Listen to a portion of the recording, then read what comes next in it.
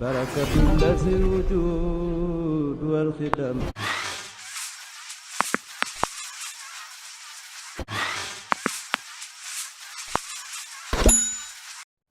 waaw salaamaaleykum wa rahmatullah waaye itam maa ngi leen di ziar di ñaanal jàmm ak tawfeex TMS la te dama ñëw yéen ci benn configuration modem D-Link DER 600 mooy D-Link bii ngeen di gis moom la ñoo ànd ak yéen tey noonu lañ koy configurer mu ñëw bokk ak yéen instant vidéo ba mu jeex nag nañ ñëw ak yéen ci nan la ñuy configurer modem boo xam ne nekk fi modem configuration maintenance en distance maanaam configuration boo xam ne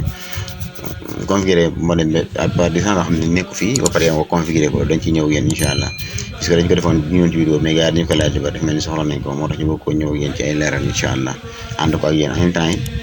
dafa leen benn configuration ci D-Link bi D-Link bi nag système bi nag bari na ñu bokkal yoo xam bu ñu xasee def bii rek yooyu yëpp mën na ko remplacer waaw ak benn configuration bi comme ni ñu leen ko waxee léegi boo defee nag ngeen partager vidéo bi en même temps yéen ñi abonné wu ngeen abonné wu en même temps bu mu seetaanee ba mu jeex fekkee vidéo bi jublu na leen ngeen def ko j'aime ndax lu may gën a tax ñu sawar ci liggéey bi ngeen ko partager bu baax waaw ñu ñëw yéen ci configuration en distance bi léegi xam ngeen modem bi lépp loo ci bëgg rek da ngay connecté wu ci moom moo xam par câble wala par wifi léegi modem D-Link bi ñun ci lañ connecté wu nii mais ñu ko connecté woo ak wifi moo nekk nii ci kaw. léegi bu ñu bëgg a dugg ci biir tey dañuy ñëw ci navigateur bu ñu gën a jege moo nekk Opera wala bu mu doon rek ñun bii la ñuy jël mooy internet explorer boo ci jógee nii en général yéen modem yi nag boo ci connecté dafa la ubbil adresse bi directement lu mel ni Tendaaye Flybox yooyu dafa indil adresse bi direct am na ci yoo xam ne da koy indi yaa koy tàppee mais su dee bii daf koy indi directement mais configuration bii nii boo ko toppee daf lay indi problème dafa laaj câble yoo xam ne doo ko am ay monté câble internet nanga mën ko bañ a kii da ngeen di ñëw rek fii ñuy def internet surtout wala ngeen remplir waat adresse bi daal di entré mooy 192 point 168 bi point 1 point 1 mu ngeen ko remplir comme nii moo nekk adresse bii nii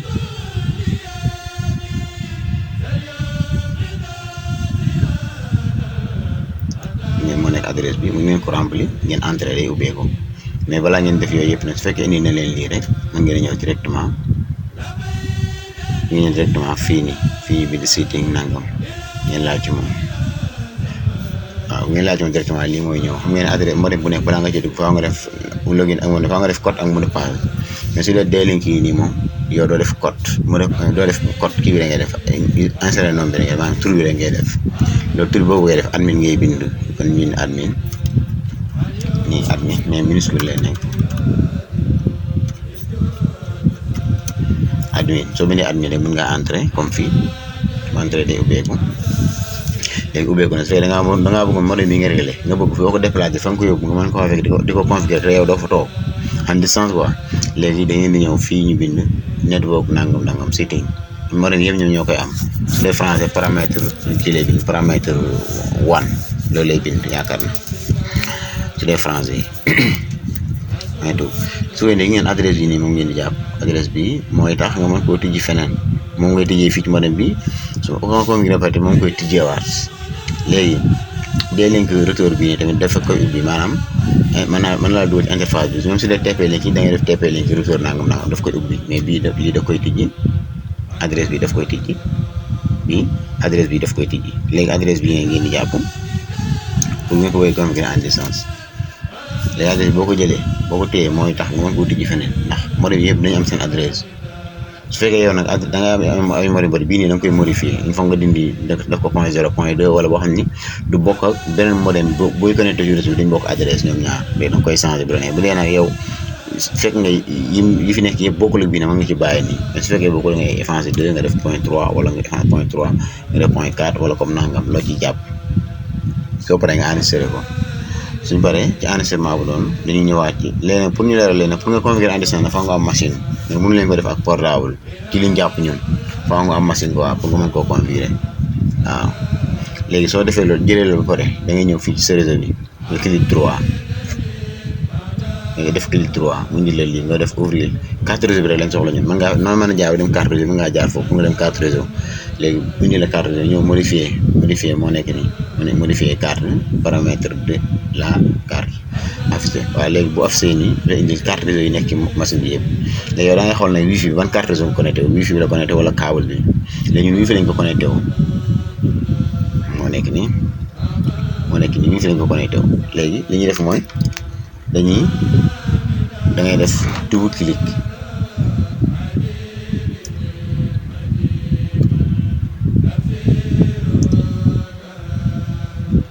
wàññi ko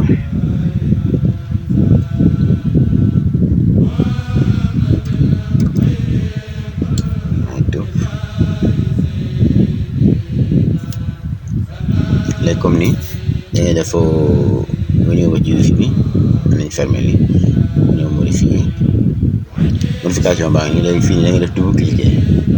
ngay def ci sa jour yi mu tijjee ko léegi su tijjee ko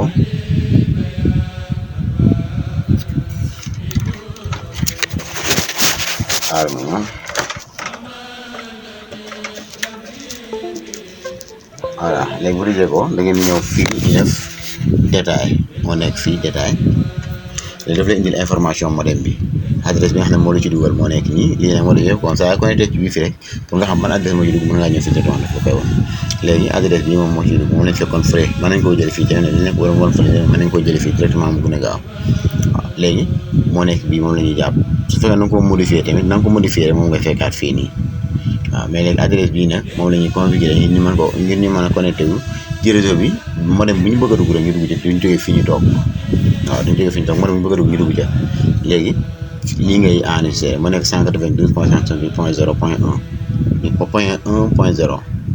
xam nga bi lii la bind léegi fan nga koy dugal yow fii nga koy dugal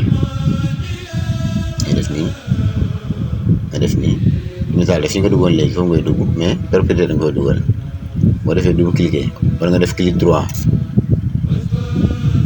da ngay ñëw fii mu dem propriétaire bi fii ñu mu def propriétaire nga laal ci moom lii lay indil pour configuration en descendant ci la nekk nii lii lay indil léegi nga ñëw fi mu bind version 4 TCP nangam IPv4 nga laal ci moom double cliquer nga def ci moom double cliquer comme ni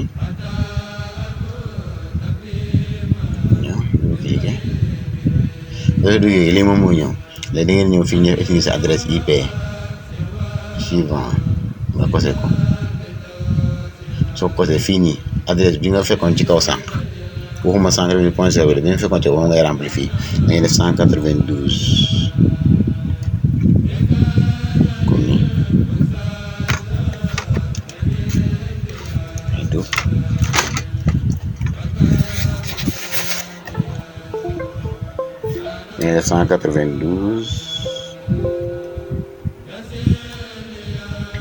da ngay def 192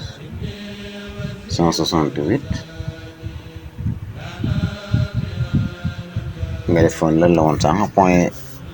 0 moo nekk nii 182.168.0.101 la woon point 0 après nga def point 101 nii léegi boo defee lii fii nii deuxième ligne bi da ngay laal rek moom mooy rempli boppam boo laalee nii rek mooy rempli boppam gis nga mu def 255.255.0 léegi bu ko defee nga daal def ok léegi soo xasee def ok nii ba pare léegi yow boo duggee ci machine bii nii machine bii nga xam ne moo configuré soo ci duggee soo ñëwee fii nga daal bind 182.168.0.1 bii nii boo entré modem bi day tijjeeku directement parce que machine bii nga configuré maanaam réseau bi ni nga ko configuré nii machine bi saa yoo ci connecté woo rek mën naa tëjji modem bi ngeen bàyyi xel machine bii nii fu mu connecté ci sama réseau rek réseau bi fu mu mën a nekk su ci connecté rek machine bii nii adresse bi day tëjji modem bi même su fekkee ci modem bi la connecté wala ci beneen modem la connecté wu su fekkee yeneen modem yi mel ni kii nag ba ma ko doon wanee ne moo nekk kii bi ñu tudd tenda bi moom ci tenda bi ngay configuré yow parce que tenda bi wàcce la configuration boobu noonu te tenda bi moom ngay dem nga configuré ko ci biir tenda bi loolu ak li ñu amaat tenda di leen ko wan su ko defee machine boo dem rek boo tijjee foofu tenda boobu di tijjee ko mais su dee bii moom en distance moom nii lañ koy defee léegi modem bii ma configuré su ma ko rocci woon nii yóbbu ko feneen rox ko fa it su ma tapé lii ci machine bi moom day tijjee ko après noonu lañ koy defee ngeen baax xel baax a baax moo taxoon léegi ñu bëgg ñëw ci configuration modem bi normal comme naka lañuy changer code yeeg ñi ci aju yëpp moom la ñuy ñëw pour wan leen ko incha allah. léegi li ñuy première partie bi mooy pour ñu configurer modem kii bi la ñuy commencé ñu fermer xanaa configuration en distance bi moom leer na. léegi nan la ñuy configurer modem D-Link bi moom la ñuy ñëw nii tey da ngay connecté wu ci moom comme ni ñu leen ko waxoon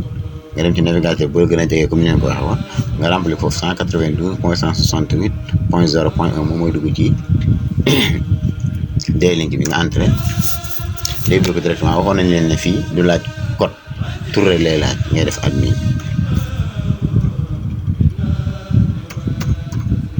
nga entré. léegi pour nga configurer modem bi da ngay topp directement rek da ngay ñëw fii mu bind kii internet de connexion du site nangam pour nga configurer ko normal foofu ngay dugg mais nag am na yeneen configuration manuelle mais nañ topp bii ba pare fu ñu ci taxaw rek bu fekkee li ci des ñu expliqué la ko. léegi da ngay def next comme bu ñëwee fii nii daf lay laaj xam nga sànq bi nga doon dugg amuloon mot de passe mais léegi dafay laaj ndax da ngay def mot de passe mën nga ko wax waaw. léegi nañ def nii tey ñu def nii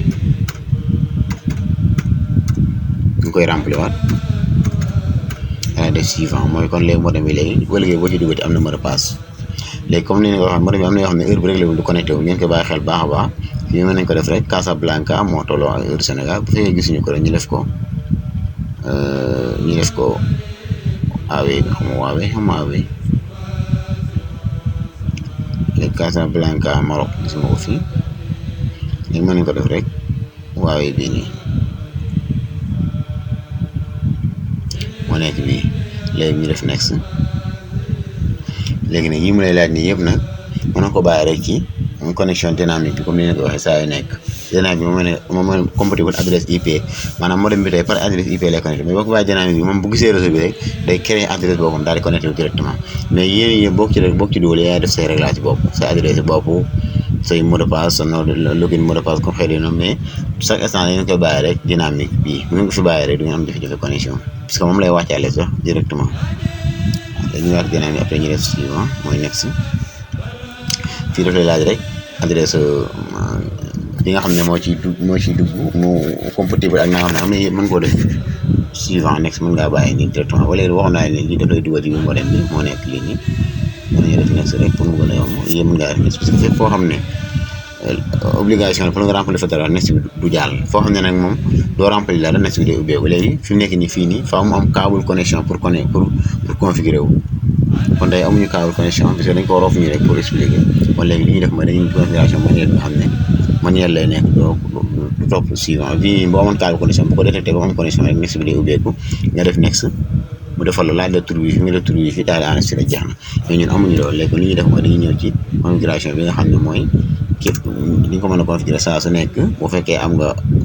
modem bu fekkee am nga connexion bu fekkee amoo connexion pour nga configurer ko rek moom la ñuy ñëw ak yéen nii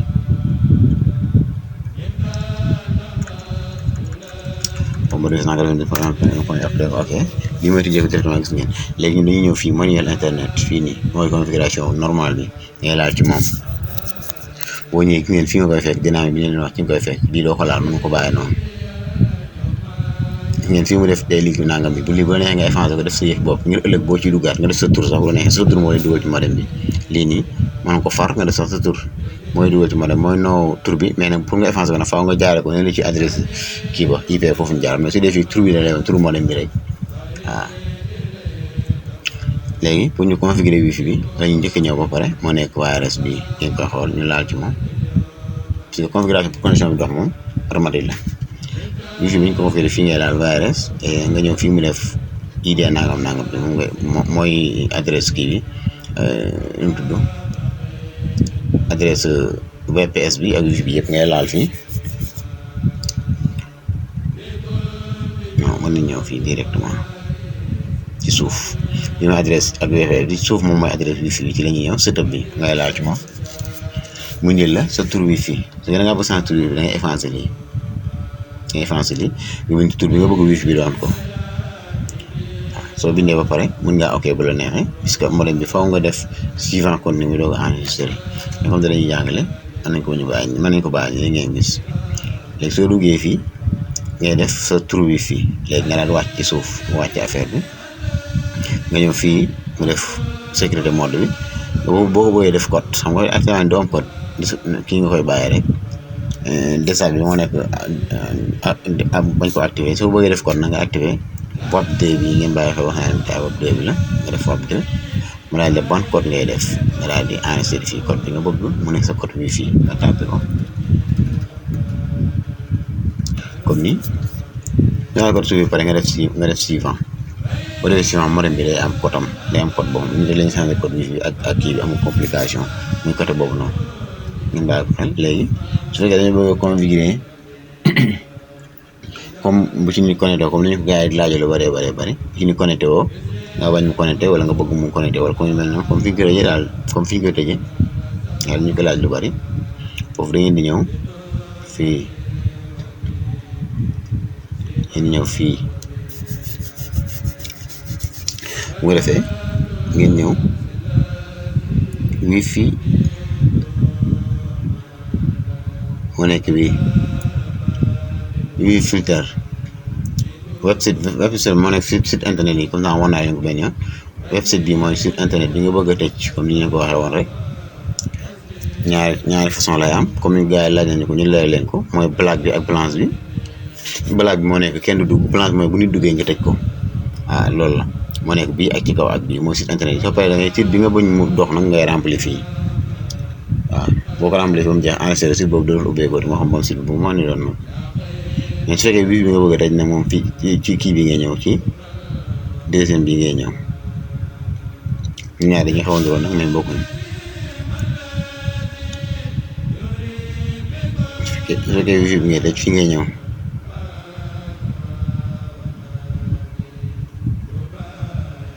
souris bi daa mel ni moo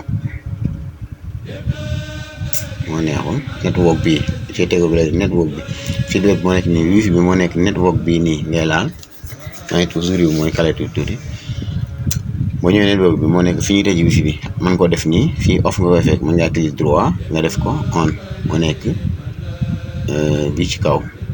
bi ci deuxième bi ci suuf ci kaw mooy kenn du bi foog nga jël portable nit ki enregistré ci modem bi pare mu doo connecté wu mais su dee tëj bi nag nii ngay def rek léegi modem bi bu connecté wu ci wifi bi saa yoo ñëwee information wifi da ngay fay connecté wu foofu nga copier adresse am nga ñëw collé ko fii ci mag bi daal di enregistré moom bu dee connecté wu comme ça loolu lañ ko wax saa nekk rek comme ça gars yi ñoo koy laaj lu bari ci modem yëpp léegi su ko defee su fekkee li lañ ko changé mooy code bi ñuy dugg ci biir modem bi loolu soo ko bëggee dañuy ñëw système ngay ñëw fii tool ngay ñëw système moo nekk nii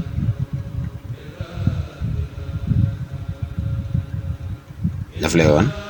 code bi koy admin tool boo tëjee directement moo ñëw admin bi fii nii nga remplacer fii nii nga def code bi nga remplacer ci commencement bi xam nga commencement bi ñu dañ commencé woon mais continué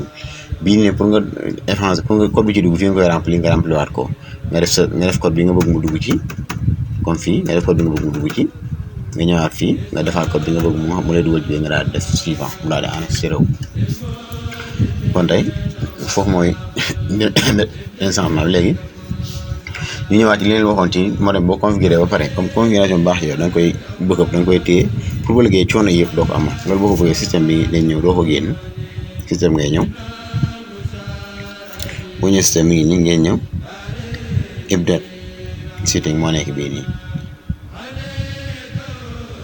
boo ko jëlee copier ko ci biir machine bu ëllëgee boo koy wàccuwaat nga laal fii jëliwaat ko daal defar recette bii nii programme bi ñëw waaw recette bii nii bu dee bii ne par défaut bi la moom recette par défaut bi la ñu baax xel baax a baax léegi loolu la ñëwoon ci configuration D-Link yi xam ne du ñàkk am na benn système bu xaw a niroog bu ñu ci duggaatee nañ leen ci wane yeneen yoo xam ne dafa amul système bii nii moo tax mais après beneen bu xaw a niroog bii peut-être boo ko bëggee am da ngay mise à jour sur programme da ngay dem YouTube nga bind fa D-Link nga bind fa DR600 bii nii nangam bii nii DR600 nga bind mise à jour DR600 dana indi mise à jour am bi nga mise à jour programme boo ko mise à jour noonu lañ koy defee da ngay ñëw fii seetaan ko ba pare nga laal fii mu indi la programme bi ci biir Google bi fekk message bi nga jël ko boo jëlee enregistré ko soo paree nga def ko reset soo ko defee reset rek mu dindi programme version bi la version bi dafa ancien tuuti mu dindi version bi dugal beneen version léegi su ko defee ñu la ñëwoon na ngeen tey ci link bi ñàkk après dañ indiwaat yeneen vidéo yoo xam bokk ak yeneen incha allah xam naa daf xew gudd ndax réglage bi ñu njëkke woon moo tax vidéo bi xaw ko moo tax ñu tënk ko nii rek mais teew ku ci am lu muy laaj rek bu ñu envoyé dañ ko ci leeral incha allah dafa ko ay leeral bu baax a baax a baax waaw setup bi nag mooy indi boo réglé pare moo yor programme bi boo indiwaat boo ko laalaatee rek programme bi nga njëkkoon def day ñëwaat soo bëggee gis information modem bi fii ngay def stade bi ngay def moom la kan ak kan moo ci connecté wu modem bi ñaata kii la vitesse bi gaawaay bi configuration yi yëpp moom la ko moom moo nekk nii wax na jërë ngeen def wala ñëwoon na ngeen bokk incha allah ñu partagé ko bu baax a baax a baax a baax ndax ñu mën cee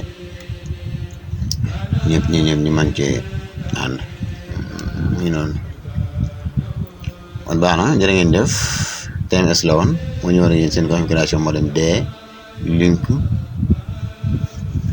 DR600 jaa ngeen jëf ba beneen yoon incha allah ba ci beneen vidéo